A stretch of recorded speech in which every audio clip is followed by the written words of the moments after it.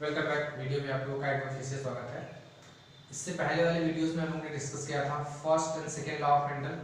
आज हम लोग डिस्कस करेंगे थर्ड लॉ ऑफ हैंडल, जिसको कहते हैं law of independent assortment. Law of independent assortment state करता है कि अगर कोई भी क्रॉस अगर कराया जा रहा है, तो बेसिकली ये जो लॉ है वो डाई हाइब्रिड क्रॉस पर बेस्ड है।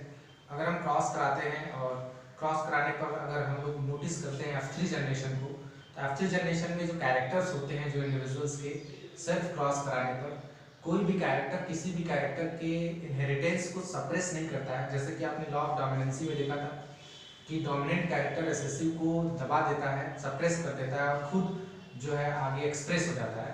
तो यहाँ पर ऐसा कुछ नहीं है, इसलिए इस लॉ को कहा जाता है law of independent assortment, because here all the characteristics are inherited freely from each other. किसी अपने आप में जो जितने भी कैरेक्टर्स होते हैं वो कोई भी एक दूसरे को सप्रेस नहीं करेगा। सबके सब कैरेक्टर्स जो है फ्रीली एक दूसरे से एक्सप्रेस हो जाते हैं जनरेशन में, इसलिए इस लॉ को इंडिपेंडेंट असॉर्टमेंट कहा गया है। सो बेसिकली ये जो लॉ है वो डाई हाइब्रिड क्रॉस पर बेस्ड है। सो डाई हाइब्रिड क्रॉस में हम लोग जानते हैं कि हमेशा जो कैरेक्टर्स लिए जाते हैं वो दो कैरेक्टर्स की स्टडी की जाती है यहाँ पर। तो यहाँ पर डाई हाइब्रिड क्रॉस के लिए दो कैरेक्टर्स लिए गए हैं। पहला जो कैरेक्टर है वो सीड कलर, जिसमें आपका येलो और ग्रीन लिया गया है। येलो के लिए कैपिटल डबल वाई लेंगे हम लोग और ग्रीन के लिए स्मॉल डबल वाई। दूसरा जो कैरेक्टर है वो आपका सीड शेप लिया गया है, जिसमें आपका है राउंडेड, जिसके लिए आपने जीन लिया है capital double are and wrinkled, जिसके लिए हमारा जो जीन है वो स्मॉल डबल आर है। तो ये दो कैरेक्टर्स हैं, इनके बीच क्रॉस होगा और जो रिजल्ट आएगा वो F3 जनरेशन का रिजल्ट हम लोग देखेंगे। तो हम लोग यहाँ पर जीन ले लेते हैं कैपिटल डबल वाई, क्योंकि हमेशा डोमिनेंट के साथ हम लोग डोमिनेंट लेंगे capital double Y and capital double R. तो ये हो गया आपका येलो और इससे हो गया राउंडेड। फिर small double Y and small double R, इसको आप कहेंगे ग्रीन एंड रिंकल्ड।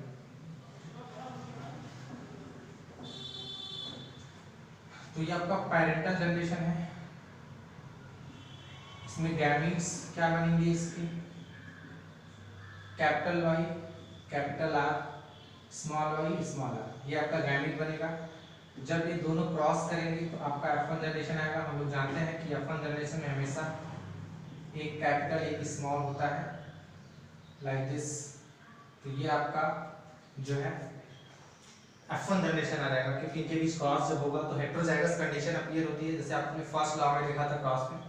तो ये गैमीट्स इसके और ये क्रॉस करने के बाद जो F1 जनरेशन आएगी, F1 जनरेशन के बाद आपका F2 जनरेशन आएगा। F2 जनरेशन के लिए हम लोग क्रॉस करा देते हैं F1 जनरेशन के इंडिविजुअल के बीच।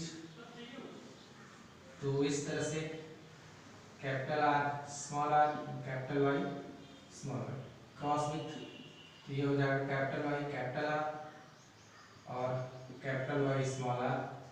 फिर आपका कैपिटल आर स्मॉल वाई, या फिर वाई को आगे कर सकते हैं, small Y capital R and small Y small are.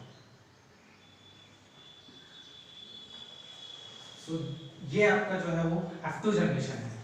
अगर इसको हम लोग को समझना हो कि ये कैसे आता है, तो हम लोग इसको रफ कर देते हैं। जैसे कि मान लेते हैं कि जीन है होमोलॉगस पेयर, इसमें कैपिटल वाई और कैपिटल आर, और ये आपका दूसरा होमोलॉगस पेयर जिसमें small Y and small R. ये जीन क्रोमोसोम के बेस पर ये दिखाया गया है कि किस तरह से यहाँ पर वो अलग होते हैं।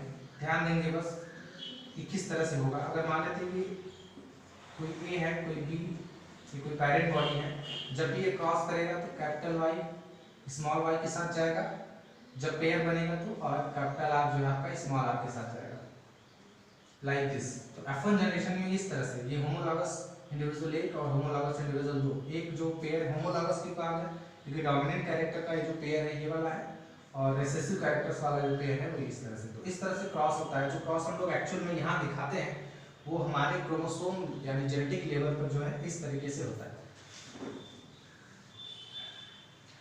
F2 जनरेशन जो आती है, जैसे F2 जनरेशन में आपको जो इंडिविजुअल मिली है capital Y capital R, capital Y small R, small Y capital R and small Y small R, ये जो इंडिविजुअल है वो F2 जनरेशन का है। तो F2 जनरेशन के इंडिविजुअल के बीच आप सेल्फ क्रॉस करा देते हैं हम लोग। सेल्फ क्रॉस कराने के लिए हम लोग चेकर बोर्ड बनाते हैं लाइक दिस।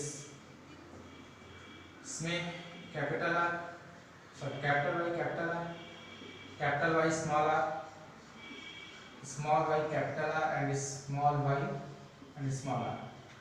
सेल्फ क्रॉस के लिए हम लोग जानते हैं कि ये जो F2 जनरेशन का जो इंडिविजुअल है F2 है ये, और ये जो जनरेशन इसमें आएगी तो यहाँ पर भी सेल्फ क्रॉस में सेम गैमेट्स लिए जाते हैं। अगर ये गैमेट्स इधर है तो सेम गैमेट यहाँ पर भी होंगे, capital Y small R, small Y capital R and small Y small are.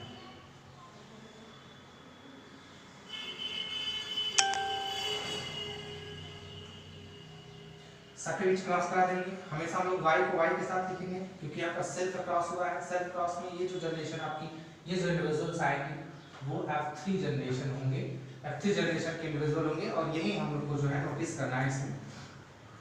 Basically यहाँ पर क्रॉस कराने पर capital double Y capital double R, capital double Y capital R small R, capital Y small Y and capital double R, next capital Y small Y and capital R small. करना क्या है आपको, इनका cross in चारों के साथ फिर इनका इन चारों के साथ इस करा करके लिखते चले जाना है।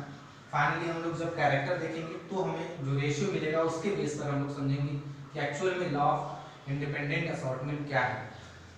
नेक्स्ट क्रॉस आपका कैपिटल डबल वाई और capital R small R, next capital double Y and small double R, capital Y small Y, capital R small R, capital Y small Y, capital R sorry capital Y small Y and small double R. Next आपका capital Y small Y and capital double R, capital Y small Y, capital R small R, small double Y, capital double are, फिर small double Y, capital R small are.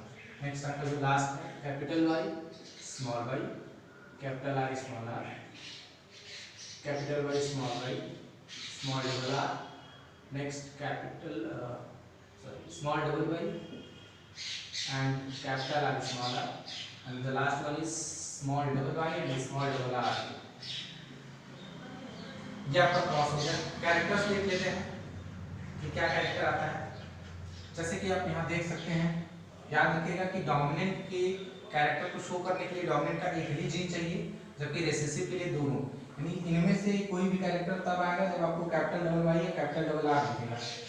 इनमें से कोई character तब आ जाएगा जब आपको एक सिंगल कैपिटल वाई या सिंगल कैपिटल आर दिख जाएगा। कैपिटल वाई कैपिटल आर दोनों capital double Y capital double R है तो ये आपका हो गया yellow rounded one. Capital Y capital R फिर से येलो राउंडेड क्योंकि Y denote yellow and R denote rounded. Capital Y capital R next yellow rounded, capital Y capital R फिर से yellow rounded, capital Y capital R yellow rounded, capital Y small double R. So capital double Y capital Y से तो आपका हो गया yellow, लेकिन यहाँ जो स्मॉल डबल आर तो स्मॉल डबल आर से क्या हो गया wrinkled. So this is yellow and wrinkled. फिर capital Y capital R yellow rounded, capital Y small double R. So capital Y से आपका हो गया yellow and small double R for wrinkled, तो येलो एंड रिंकल्ड। यहाँ पे capital Y capital R so yellow rounded, फिर से capital Y capital R तो yellow rounded, small double Y capital double R. Small double Y से क्या है, जब भी हमने कहा कि रिसेसिव जीन जब पेयर में होगा तो उसका कैरेक्टर तो ग्रीन, स्मॉल डबल वाई से ग्रीन और कैपिटल डबल आर से राउंडेड, तो ग्रीन एंड राउंडेड या राउंडेड ग्रीन, राउंडेड ग्रीन। उसके बाद small double Y capital R small double Y से ग्रीन और आर से राउंडेड, तो राउंडेड और ग्रीन। नेक्स्ट फिर यहाँ पे येलो राउंडेड और फिर कैपिटल वाई है, स्मॉल डबल आर है तो कैपिटल वाई से येलो और स्मॉल डबल आर है तो wrinkled, yellow wrinkled. Next small double Y से ग्रीन और आर से आपका ग्रीन एंड आर से राउंडेड। एंड द लास्ट जो small double Y small double R, small double Y small double R, green and wrinkled. देख लेते हैं yellow rounded 1, yellow rounded 2, yellow rounded 3, yellow rounded 4, yellow rounded 5, yellow rounded 6, yellow rounded 7, yellow rounded 8 and yellow rounded 9।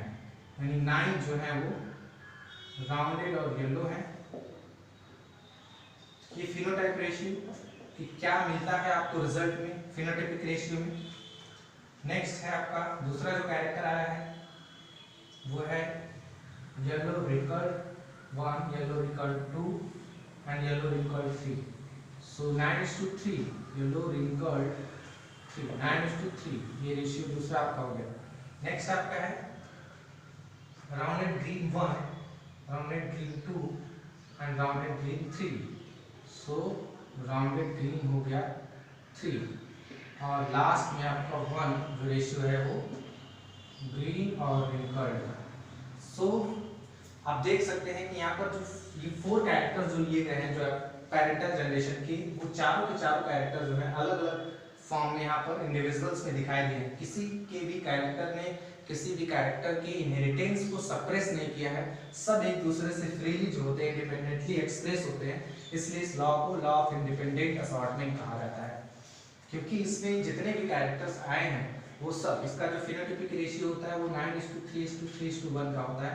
अब जब भी cross कराएंगे अगर आपका इस हिसाब का जो रेशियो अगर आ गया इसका मतलब आपका क्रॉस जो है वो सही है। हम लॉ को एक बार फिर से बता देते हैं कि जब हम लोग डाईहैब्रिड क्रॉस कराते हैं तो F2 जनरेशन के इंडिविजुअल के बीच, डाईहैब्रिड क्रॉस के बाद F2 जनरेशन जो आएगी तो उसके इंडिविजुअल के बीच जब सेल्फ क्रॉस कराया जाएगा तो जो F3 जनरेशन के जो इंडिविजुअल्स आते हैं उनमें कैरेक्टर्स बिना किसी डोमिनेंट या रिसेसिव फॉर्म के, यानी उनमें जो कैरेक्टर्स की इनहेरिटेंस होती है वो बिना किसी को रोके एक दूसरे से फ्रीली कैरेक्टर्स दिखाई देते हैं इंडिविजुअल्स के अंदर। इसलिए इस लॉ को लॉ ऑफ इंडिपेंडेंट असॉर्टमेंट कहा जाता है, जिसका रेशियो 9:3:3:1 आता है फिनोटाइपिक। जीनोटाइपिक रेशियो भी है इसका, वो थोड़ा लॉन्ग होता है जीनोटाइपिक रेशियो जो है, क्योंकि हर फॉर्म का हर जिन का हम लोग फिनोटाइपिक एंड जीनोटाइपिक रेशियो देखते हैं उस हिसाब से जीनोटाइपिक रेशियो भी आता है इसका। तो ये है आपका third law of Mendel. Next video में हम लोग डिस्कस करेंगे नॉन मेंडेलियन इनहेरिटेंस या नॉन मेंडेलियन जेनेटिक्स, या जिसको एडवांस जेनेटिक्स कहा जाता है, मतलब ऐसी चीजें जो मेंडेलियन लॉ को फॉलो नहीं करती। प्लीज वीडियो को लाइक करें, शेयर करें और ज़्यादा से ज़्यादा सब्सक्राइब करें। Thank you for watching.